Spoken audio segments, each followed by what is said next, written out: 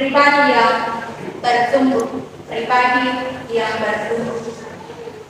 Bapak Ibu saudara-saudari yang sama dikasih Tuhan, bertumbuh merupakan ciri kehidupan setiap makhluk hidup.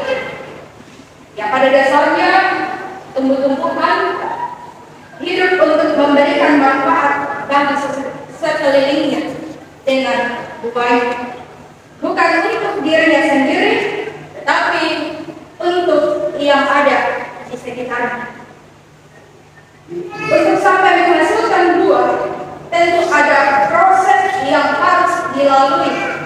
Harus ada penabur, harus ada benih, dan harus ada tempat untuk persemaian benih itu sendiri.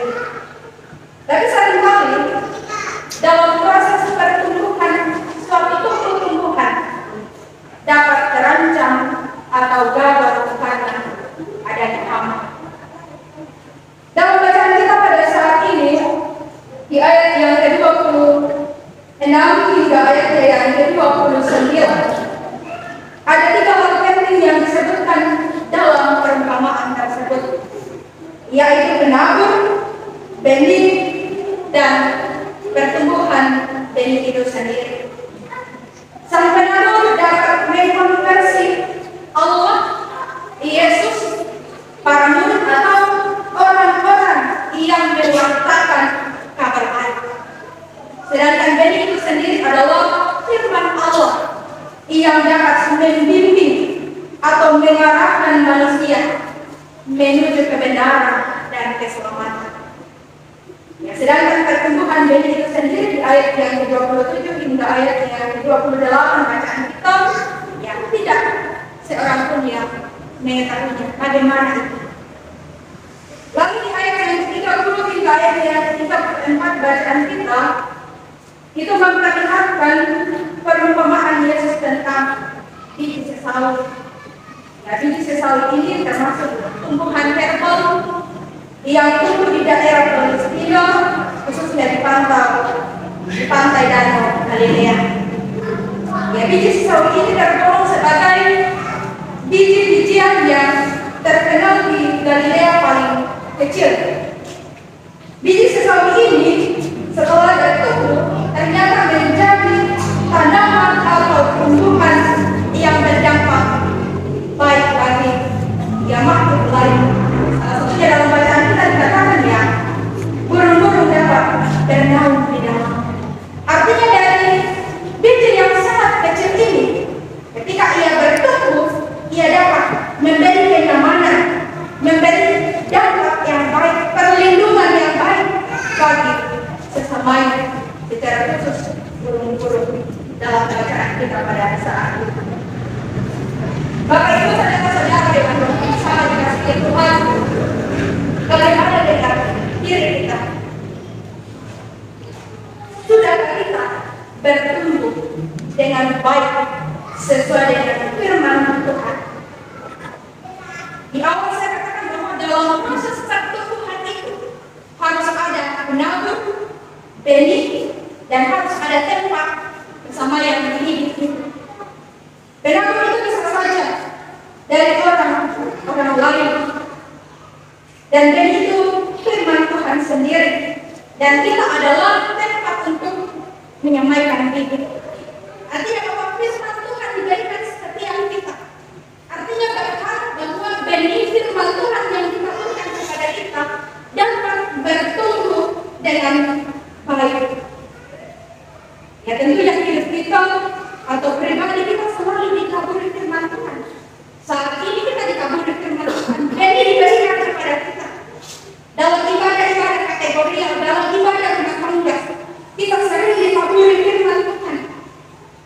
Tetapi kepada dalam proses pertumbuhannya tidak selalu bertumbuh dengan cepat, atau terkadang juga gagal dalam bertumbuh. Mengapa? Karena ada hama, ada iblis yang terus datang menggoda kita, menguasai kita. Ketika kita ingin melakukan firman Tuhan itu, datanglah iblis. Jangan dulu lakukan itu. Dan lagi-lagi, kalau juga ini yang lakukan hanya satu kali firman Tuhan, masih bisa kamu hidup. Akhirnya kita gagal melakukan firman Tuhan. Jadi yang kita butuhkan gagal untuk bertumbuh dalam kehidupan kita. Mengapa? Karena hama iblis menguasai kehidupan kita, maka kita akan gagal untuk bertumbuh. Tetapi meskipun benar iblis terus menguasai kehidupan kita, sebagai orang yang percaya, kita percaya bahwa ada Roh Kudus Tuhan yang akan kembali menguatkan kita, memampukan kita meskipun gagal, tetapi akan diusahakan dan bertumbuh lagi lebih baik karena adanya peran Roh Kudus dalam kehidupan kita. Kalau kita mengundang Roh Kudus supaya menuntun kita, tetapi kalau kita pasrah sempurna agar selalu yang penting berusaha, maka mau bagaimana hasilnya, ya setidaknya saya sudah coba, ya itu ya, tergantung hati. Artinya bahwa orang-orang seperti ini atau pemikiran seperti ini dan biarkan diri yang pribadinya untuk tidak mau bertumbuh sesuai dengan firman Tuhan. Ia tidak mau membiarkan benih yang ditaburkan dapat bertumbuh dan menghasilkan buah yang berdampak baik bagi sesamanya. Ada banyak hal yang bisa saja membuat kita gagal menjadi pribadi yang bertumbuh. Misalnya, ya kaum bapak, ya ketika sudah merencanakan hari Sabtu bahwa besok saya harus memberikan diri saya harus ke gereja. Tetapi ada telepon, oh ternyata katanya pabrik besok hanya buka setiap hari. Terpaksa saya harus pergi ke Monas karena nanti buah saya gagal tidak masuk pabrik. Artinya iblis hama menguasai kita.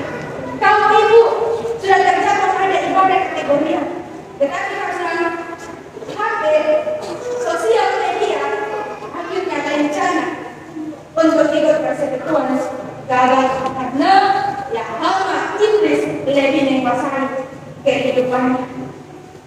Jadi kalau menjadi pribadi yang tidak bertumbuh dengan baik terus gagal, mengapa? Karena ia membiarkan diri kita lebih dikuasai oleh hama atau iblis. Dan yang dikatakan dalam kehidupan kita dapat tumbuh dan menghasilkan buah-buah yang memberikan manfaat bagi orang lain.